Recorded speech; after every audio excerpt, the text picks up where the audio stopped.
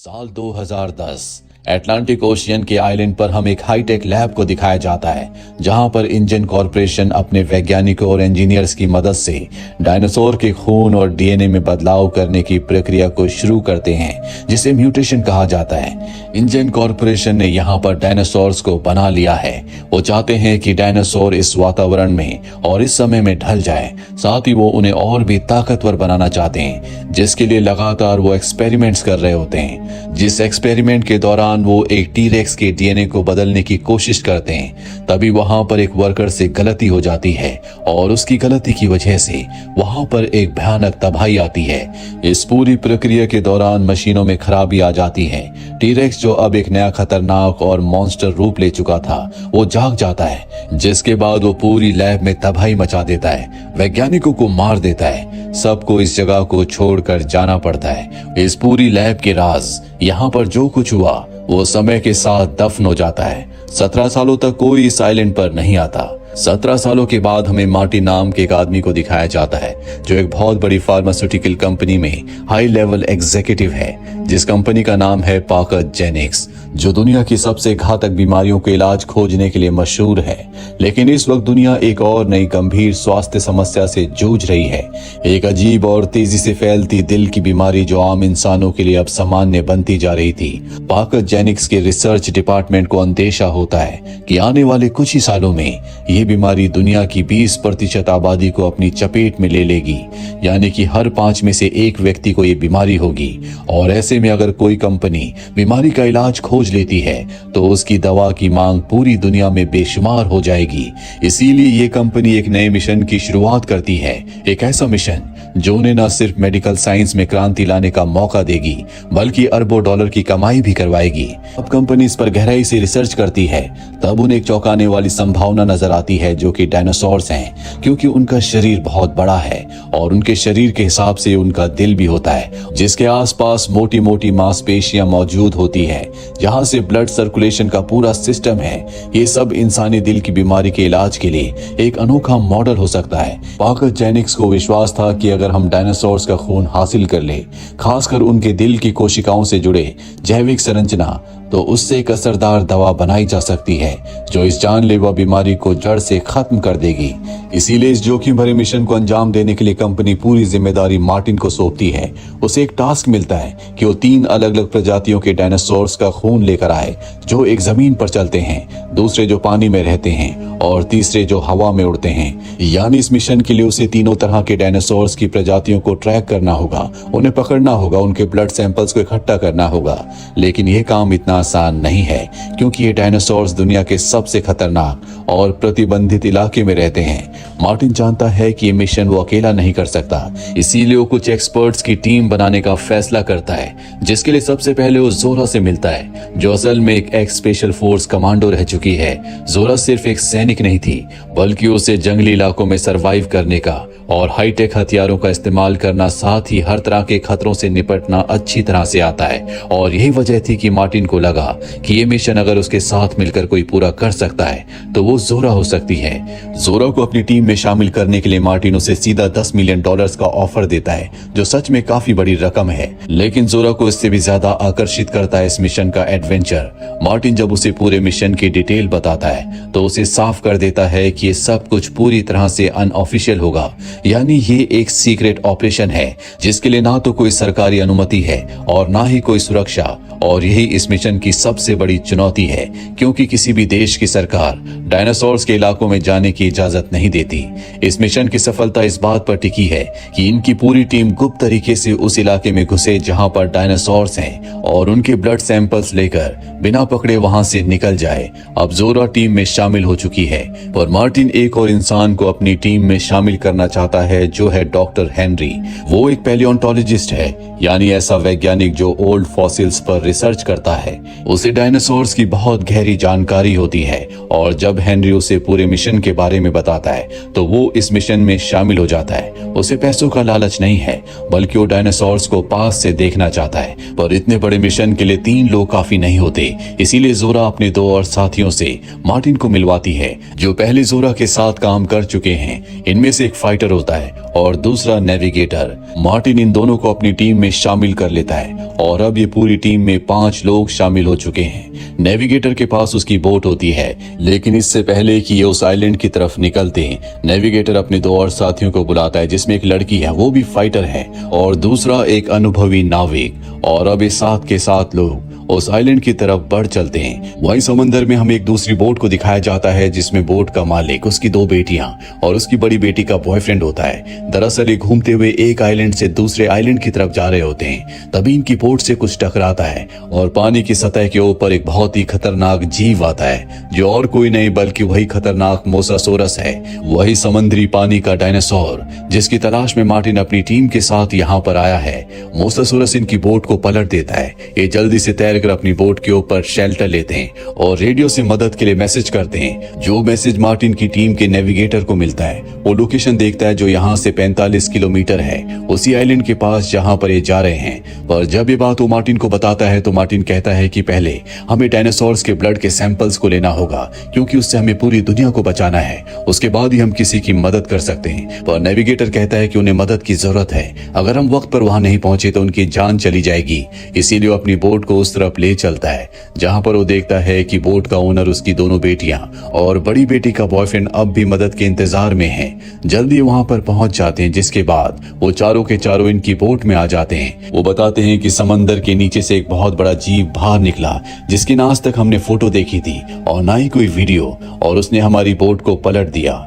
Martin समझ जाता है कि वो मोसासोरस है, वही पानी का डायनासोर जिसकी तलाश में वो यहाँ तक आया है। और तभी इनकी बोट के पास भी हलचल शुरू हो जाती है और अचानक से कई सारे मोसासोरस इनकी बोट के बहुत करीब आ जाते हैं। इसीलिए टीम के सारे मेंबर्स इस मौके का फायदा उठाने की तैयारी में लग जाते हैं। डॉक्टर हेनरी पहले एक खास योजना बना चुके थे। उन्होंने डायनासोर से ब्लड निकालने के लिए कुछ खास कंटेनर्स तैयार किए हैं, जो दिखने में गन के कार्ट्रिज जैसे हैं, लेकिन असल में सुई की तरह डायनासोर के स्किन में घुसकर वो खून खींचते हैं। और जैसे ही कंटेनर भर जाएगा, वो हवा में ऊपर उड़ेंगे, जिसके बाद उनका पैरासूट खुलेगा, जिसके बाद वो उस कंटेनर को पकड़ लेंगे। अब जैसे मोसासोरस बोट के करीब आता है, जोरा तेजी से गन के कंटेनर को फायर करती है। कंटेनर डायनासोर की बॉडी में घुस जाता है, ब्लड इकट्ठा करता है और फिर पैरासूट के सहारे हवा में उड़ते हुए नीचे आता है। टीम उसे कैच कर लेती है और इस तरह से पहला पड़ाव पार कर लेते हैं। इन्हें एक डायनासोर के ब्लड का सैंपल मिल चुका है। सब के सब बहुत खुश होते हैं और जल्द इनके सामने एक नया खतरा आता है। इस बार पानी के अंदर से एक दूसरे किस्म का डायनासोर, जिसका नाम स्पाइनोसोरस है, वो बोट पर हमला कर देता है, जिसके बाद इनके साथ जो मेल फाइटर होता है उस पर फायरिंग करना शुरू कर देता है, जो कि उसकी बहुत बड़ी गलती थी।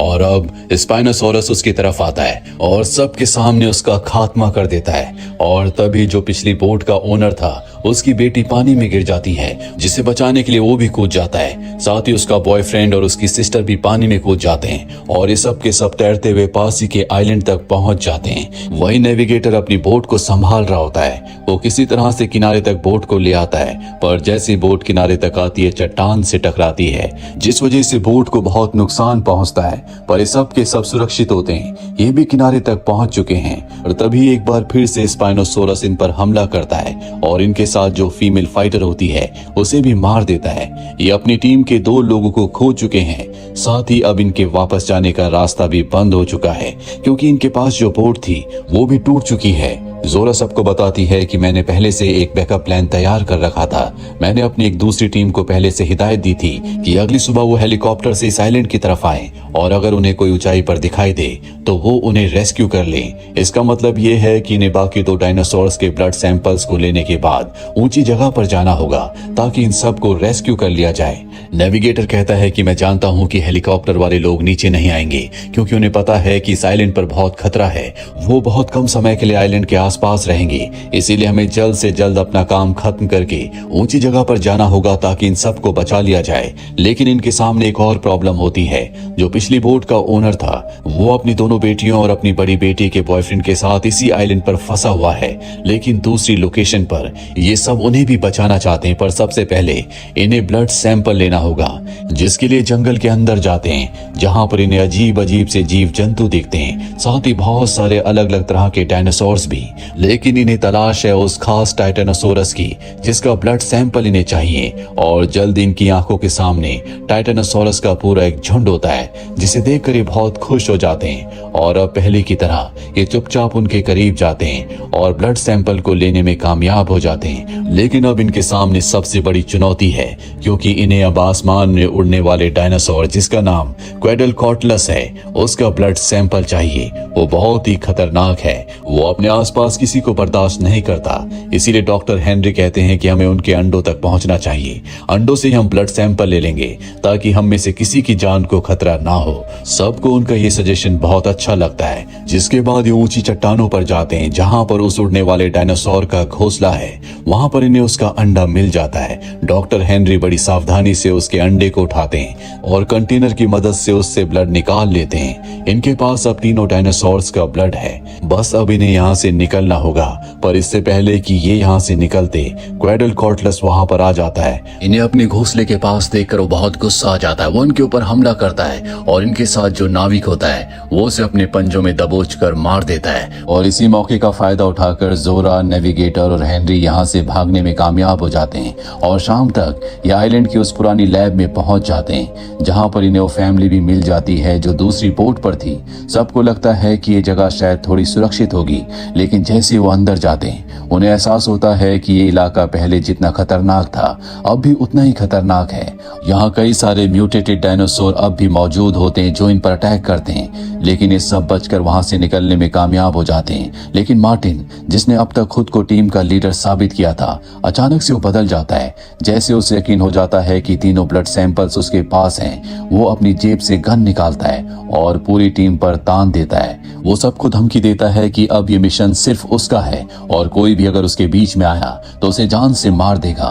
पर उन सब की किस्मत में कुछ और ही लिखा होता है, क्योंकि उसी वक्त वहां पर एक बहुत ही विशाल म्यूटेटेड टीरेक्स आ जाता है। ये वही डायनासोर है जिसने सालों पहले इस लैब को तबाह किया था और अब एक बार फिर से वो अपने पूरे रौद्र रूप में सामने आता है। वो सीधा मार्टिन पर हमला करता है और उसको निगल जाता है। इस हमले के दौरान मार्टिन के हाथ से ब्लड सैंपल का कंटेनर गिर जाता है, जिसे जोरा फुर्ती से उठाकर सुरक्षित कर लेती है। हालांकि उसी वक्त आसमान में उनकी मदद के लिए एक हेलीकॉप्टर भी आता है, लेकिन टीरेक्स बहुत ही खतरनाक है। वो हेलीकॉप्टर की आवाज से उसकी तरफ आकर्षित होता है, जिससे वो हेलीकॉप्टर को अपने जबड़ों में दबोच लेता है। पायलट की भी मृत्यु हो जाती है। तभी ने वहां पर एक शिप दिखाई देता है जो कि इंजन कंपनी द्वारा इस्तेमाल किया जाता था। ये जल्दी से उस शिप पर चढ़ जाते हैं और जैसे उसे स्टार्ट करके वहां से निकलने की कोशिश करते हैं, टीरेक्स फिर से इनके ऊपर हमला कर देता है। नेविगेटर को याद आता है कि टीरेक्स रोशनी की तरफ आकर्षित होता है, इसीलिए वो एक फ्लेयर गन निकालता है और खुद शिप से दूर जाकर उसको चला देता है, जिससे टीरेक्स का ध्यान भटक जाता है। वो उस रोशनी का पीछा करता है जो कि नेविगेटर के हाथ में है। नेविगेटर अपनी जान की परवाह नहीं करता, वो अपनी जान देकर भी अपने साथियों को बचाना चाहता है। हालांकि जोरा उसे वापस बुलाती है, लेकिन वो कहता है कि ये करना जरूरी है। शिप धीरे धीरे टापू से दूर जाने लगता है और तभी फ्लेयर की रोशनी बुझ जाती है। जोरा को लगता है कि नेविगेटर अब इस दुनिया में नहीं रहा।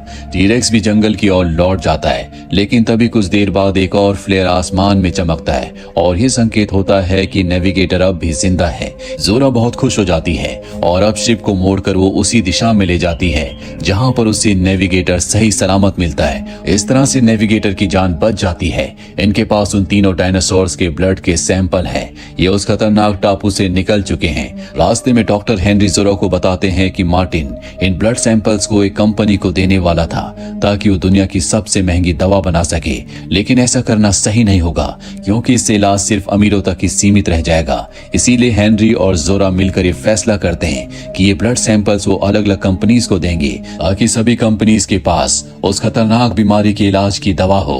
और जब बहुत सारी कंपनीज के पास एक ही दवा होगी तो मार्केट में उसकी प्राइस भी बहुत कम होगी, हर इंसान अपना इलाज कर सकेगा।